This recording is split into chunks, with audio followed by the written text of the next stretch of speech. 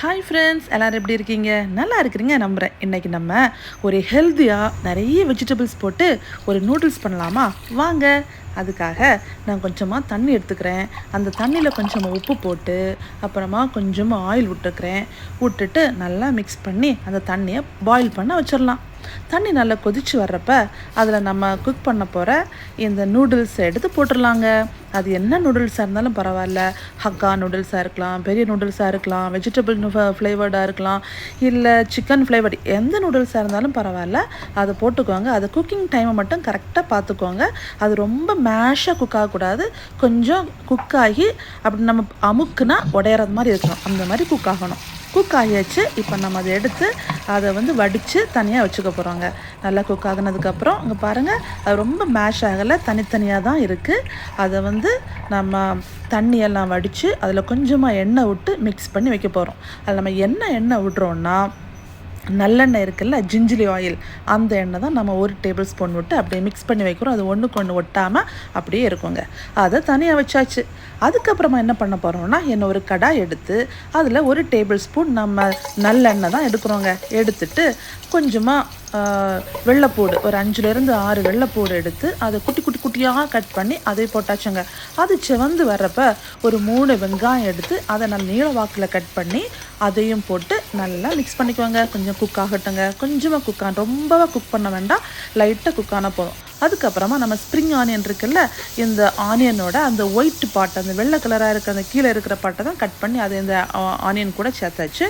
அதுக்கப்புறமா பச்சை மிளகா, ஒரு 5 பச்சை மிளகா நீள வாக்கில் கட் பண்ணி அதை போட்டாச்சு. தேவையான அளவு உப்பு போட்டுக்குவாங்க. போட்டுட்டு திருப்பி நல்லா மிக்ஸ் பண்ணிக்குவாங்க.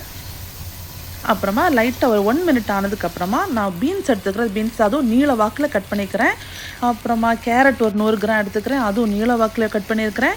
அப்புறமா கேபேஜ், நம்ம முட்டைக்கோசு, அதுவும் நீளவாக கட் பண்ணி, அப்புறம் குடமிளகா, அது ஒரு 2 குடமிளகாய் எடுத்து அது எல்லாம் ஒரே மாதிரி நீள ஷேப்பில் இருந்தால் தான் இந்த நூடுல்ஸை பார்க்குறதுக்கு ரொம்ப அழகாக இருக்குங்க, கலர்ஃபுல்லாக இருக்கும். எல்லாம் போட்டு ரொம்ப குக் பண்ண வேண்டாம், ஒரு 2 மினிட்ஸ் தான். அதுக்கப்புறமா என்ன பண்ணுறோன்னா, நல்லா ஒரு பழுத்த பெரிய தக்காளி எடுத்து அதை நல்லா அரைச்சி அதை போட்டாச்சு. அப்புறமா 1 டேபிள் ஸ்பூன் சில்லி ஃப்ளேக்ஸ், பார்த்தீங்களா, இது கிடைக்கும், கடையில் வாங்க கிடைக்கும், அது போட்டாச்சு. 1 டேபிள் ஸ்பூன் நல்ல மிளகு பொடி போட்டாச்சு. அப்புறமா 1 டீஸ்பூன் மஞ்சள் பொடி எல்லாம் போட்டு இன்னும் ஒரு மிக்ஸ் கொடுத்துடலாம். ரொம்ப மேஷாகி குக் பண்ண விடக்கூடாது. இப்போ என்ன எடுக்கிறோன்னா, 1 டேபிள் ஸ்பூன் லெமன் ஜூஸ் எடுத்து அதை போட்டாச்சு. இப்போ நம்ம குக் பண்ணி வச்சுருந்தோம்ல, அந்த குக் பண்ணி வச்சுருந்த நூடுல்ஸை இங்கே போட்டாச்சுங்க. போட்டு அப்படி ஜென்டலாக மெதுவாக மிக்ஸ் பண்ணி எடுத்துடலாம்.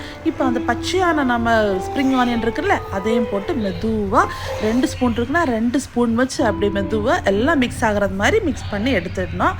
நம்மளோட நூடுல்ஸ் ரெடி ஆகிடுச்சுங்க. இதை அப்படியே நம்ம பிளேட்டில் போட்டு அதை என்னென்ன போட்டு டெக்கரேட் பண்ணணுமோ டெக்கரேட் பண்ணிக்கலாம். இப்போ இதுக்கு மேலே நீங்கள் கேரட் போட்டுக்கலாம். இப்போ நான் இதில் அந்த ஸ்ப்ரிங் ஆனியன் போட்டுக்கிறேன். அப்புறம் மல்லித்தலை போட்டுக்கிறேன். மல்லித்தலை குட்டி குட்டியாக கட் பண்ணி அதுவும் போட்டுக்கலாம். இப்போ நீங்கள் இதுக்கு மேலே கூட கேரட்டு, இன்னும் ஏதாவது வெஜிடபிள்ஸ் போடணுன்னா கூட பச்சையாக போட்டுக்கலாம். சூப்பருங்க, ரொம்ப டேஸ்ட்டு. நம்ம வேறு எதுவுமே ஆர்டிஃபிஷியல் ஆட் பண்ணலை. அது கூட நம்ம வேக வச்சு வடிக்க வச்சு அப்புறம் தான் நம்ம எடுத்து எல்லா வெஜிடபிள்ஸும் போட்டு ஹெல்த்தியாக சாப்பிட்டோம். என்ஜாய்.